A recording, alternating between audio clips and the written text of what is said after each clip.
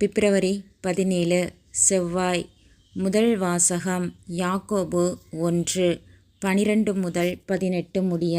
அன்பிற்குரியவர்களே, சோதனையை மனமுறுதியுடன் தாங்குவோர் பேறு பெற்றோர்.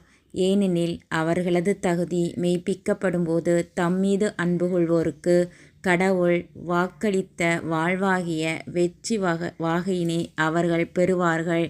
சோதனை வரும்போது இச்சோதனை கடவுளிடமிருந்தே வருகிறது என்று யாரும் சொல்லக்கூடாது.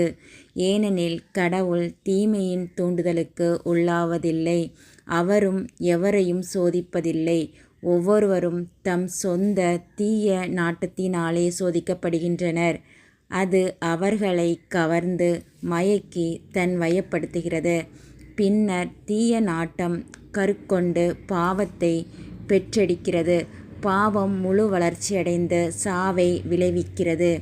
என் அன்பார்ந்த சகோதர சகோதரிகளை, ஏமாந்து போக வேண்டாம்.